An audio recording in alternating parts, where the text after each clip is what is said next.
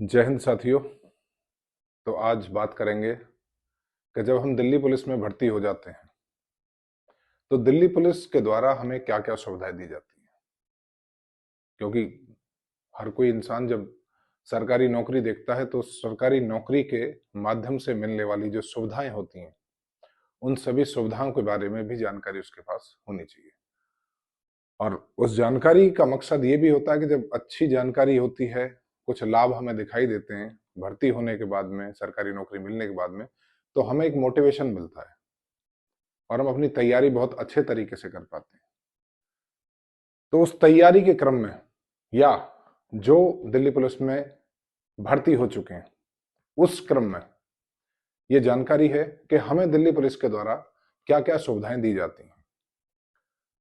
अगर इस वीडियो के माध्यम से आपको जानकारी अच्छी लगे तो मेरी आप सभी से गुजारिश है कि वीडियो को लाइक, शेयर और सब्सक्राइब जरूर करना।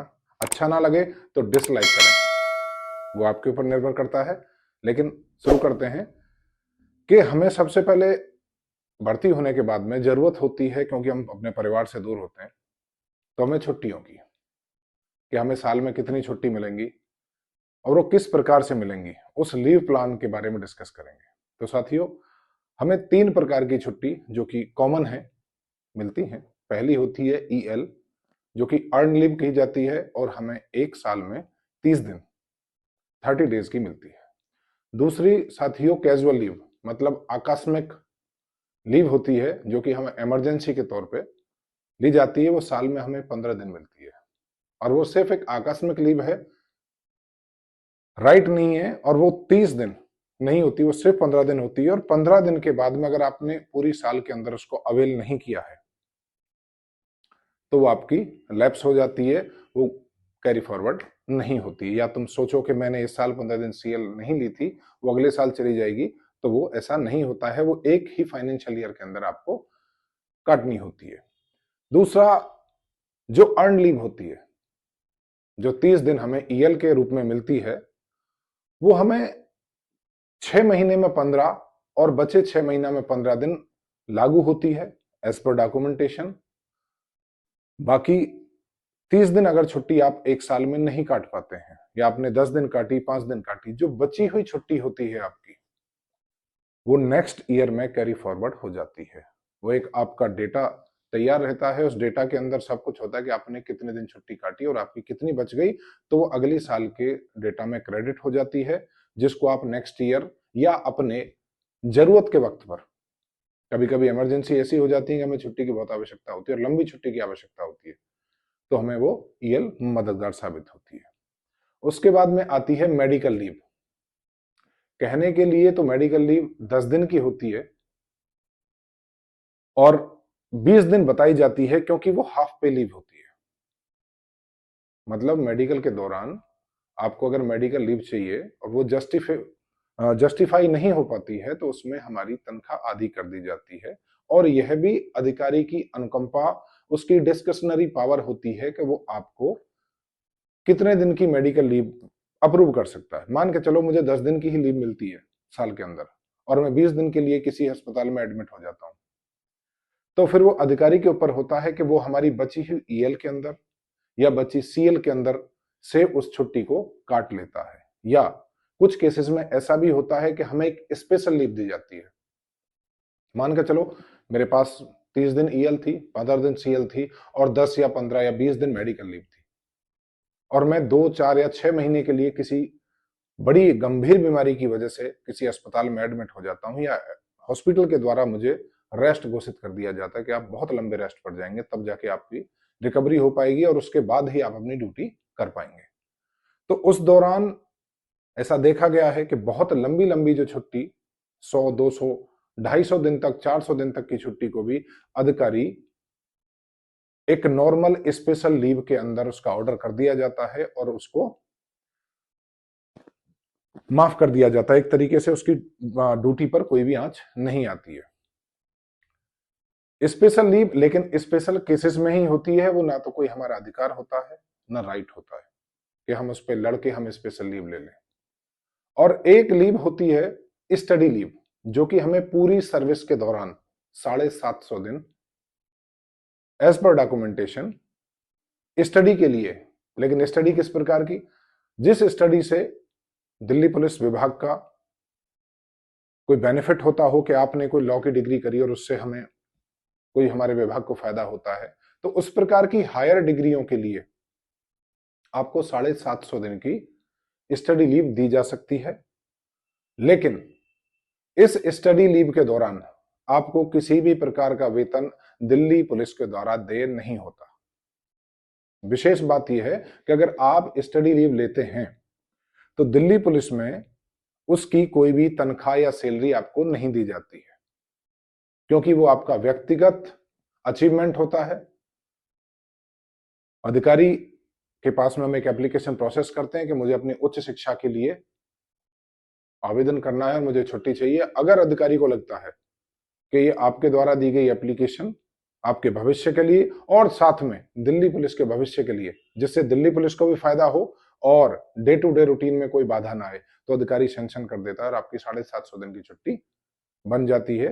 बस यही ध्यान रखें कि इसमें कोई भी लीव नहीं दी जाती है। उसके बाद होती है CCL, वो सिर्फ और सिर्फ महिलाओं के लिए होती है। एक्सेप्शन केसेस होते हैं कि जहां पर सिंगल पेरेंट्स, वो मैं आपको बताता हूं कि जैसे एक महिला दिल्ली पुलिस में भर्ती होती है, उनकी शादी हो जाती है और वो जब प्रेग्नेंट होने के बाद में प्रेगनेंसी से ही उनकी ये लीव अप्लाई कर सकती हैं कि CCL होती है चाइल्ड केयर लीव। क्योंकि बच्चे की देखरेख के लिए काफी समय तक एक माँ को ममत्व की आवश्यकता है और ममत्व के लिए बच्चे को ध्यान रखने के लिए कुछ छुट्टी जो कि CCL दी जाती है, वो 2 भागों में दी जाती हैं। एक चाइल्ड केयर लीव होती है और एक बेबी केयर लीव होती है। ये 2 भागों में बांटा हुआ है। जब आप दिल्ली पुलिस का हिस्सा बनेंगे तो आपको इसके बारे में जानकारी स्वतः ही मिल जाएगी। उसके बाद में हमारे विभाग में छुट्टियों के साथ GH और RH, गजेस्टेड हॉलीडे और रिस्ट्रिक्टेड हॉलीडे, 2 प्रकार के छुट्टियां और दी जाती हैं। गजेस्टेड जैसे कि जितने भी क्लोज हॉलीडे होते हैं, जैसे कि होली, दीपावली, उसके बाद में 26 जनवरी, 15 अगस्त, जो गजेस्टेड हॉलीडे होते हैं वो आप छुट्टी के साथ, फॉर एग्जांपल आपने 6 दिन की CL छुट्टी के लिए अप्लाई किया और उसके अंत में एक दिन छुट्टी गजेस्टेड आ रही है, मतलब मान के चलो मैंने 1 तारीख से लेके 5 तारीख के लिए अप्लाई किया और 6 तारीख की कोई गजेस्टेड छुट्टी है, तो आपको उसके साथ में वह मिल जाती है। दूसरा, रिस्ट्रिक्टेड हॉलीडे, कुछ जैसे कि किसी भी विभाग, भारत सरकार के सभी सरकारी विभागों में 2 दिन का रिस्ट्रिक्टेड हॉलीडे अपनी छुट्टी के साथ में लिया जा सकता है। सेम उदाहरण के लिए मान के चलो मैंने 1 से लेके 5 तक की छुट्टी अप्लाई करी, 6 तारीख का गजेस्टेड हॉलीडे है और 7 तारीख का रिस्ट्रिक्टेड हॉलीडे है, तो मैं 7 तारीख तक लीव पर, मतलब 5 और 2 7 दिन मेरी लीव बन जाएगी, लेकिन मेरे खाते से सिर्फ 5 दिन की ही लीव कटती है। तो ये था लीव के रिलेटेड कि कितने प्रकार की लीव होती हैं और कब मिलती हैं, किस प्रकार से मिलती हैं। उसके बाद में आती है एक्स्ट्रा पे। दिल्ली पुलिस के अंदर बाकी विभागों में 12 मंथ की सैलरी मिलती है, लेकिन दिल्ली पुलिस के अंदर आपको 13 मंथ की सैलरी दी जाती है। 13 मंथ की सैलरी का देने का उद्देश्य, क्योंकि दिल्ली पुलिस के जवान ना संडे को देखते हैं ना कोई हॉलीडे देखते हैं, 24 घंटे अपनी ड्यूटी करते हैं। जब सभी साथियों परिवार अपने त्योहार होली, दीपावली, ईद, दशहरा मना रहे होते हैं, तो दिल्ली पुलिस के जवान अपनी ड्यूटी दे रहे होते हैं। तो उस एवज में, उन सभी एक्स्ट्रा एफर्ट के एवज में हमको जनवरी के मंथ में 2 प्रकार की सैलरी मिलती है, जो कि एक आपकी नॉर्मल सैलरी आती रहती है और दूसरी सैलरी जो कि हमको एक्स्ट्रा पे के रूप में मिलती है, जिस एक्स्ट्रा पे में हमको सिर्फ 2 प्रकार के भत्ते मिलते हैं, basic and DA, drainage allowance, ये ही हमें दिए जाते हैं। तो तकरीबन ये भी एक अच्छा खासा अमाउंट हो जाता है कि बेसिक और DA, एक नया बंदा जब भर्ती होता है तो उसका बेसिक और DA मिलके तकरीबन 32-33 हजार रुपए के आसपास पहुंच जाता है आज के सिनेरियो में। तो ये हमें एक्स्ट्रा पे के रूप में मिलती है। आगे बात करते हैं कि लोन, जीवन में हमें घर बनाना होता है तो सरकारी नौकरी मिल जाती है तो हम personal loan, home loan, car loan, bike loan apply करते हैं। उसी प्रकार से हमारे जीवन में दिल्ली पुलिस भी हमें कुछ लोन्स के द्वारा मदद करती है, जैसे कि हमारे भाई बहन की शादी या पर्सनल मैरिज लोन, जो कि 3 लाख रुपए तक दिल्ली पुलिस हमें बहुत कम रेट ऑफ इंटरेस्ट में देती है, क्योंकि कुछ डिडक्शन हमारी सैलरी से सभी के होते रहते हैं। उसी पैसे से हमको लोन दिया जाता है। हमारी सेल्फ की शादी हो, हमारे बहन भाई की शादी हो, या कुछ लोन जब आपकी शादी हो जाती है, बच्चे बड़े हो जाते हैं, तो उन बच्चों की एजुकेशन के लिए भी एजुकेशन लोन बहुत कम रेट ऑफ इंटरेस्ट पर दिल्ली पुलिस के द्वारा दिया जाता है, जो कि एक बहुत बड़ी राहत होती है। क्योंकि बाहर अगर आपको 10%, 12% और 15% पर पर्सनल लोन मिलता है और यहाँ पर 4 या 5% पे मिल जाए, तो आप समझ सकते हैं समझदारों को कितना बड़ा अंतर होता है। उसके बाद में medical facility.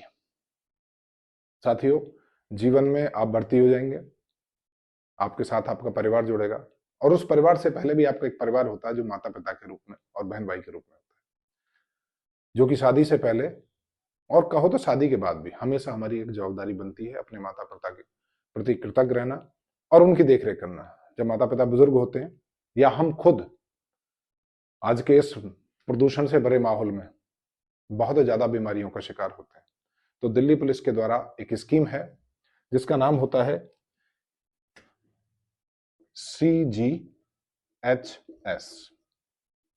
Central government health scheme. इस सेंट्रल गवर्नमेंट हेल्थ स्कीम का एक बहुत छोटा सा अमाउंट 50 रुपए के आसपास हर मंथ आपकी सैलरी से डिडक्टेड होता है और आपका एक कार्ड ऑनलाइन बनाया जाता है, जिसमें कि CGHS में जो इम्पेनल्ड हॉस्पिटल होते हैं, मोस्टली मल्टी स्पेशलिटी बड़े बड़े शहरों में हॉस्पिटल CGHS के अंडर कवर होते हैं, और इसमें आपका अनलिमिटेड अमाउंट तक, जब तक आपकी बीमारी ठीक नहीं हो जाती तब तक आपका फ्री ऑफ कॉस्ट इलाज होता है, जिसमें आपके माता पिता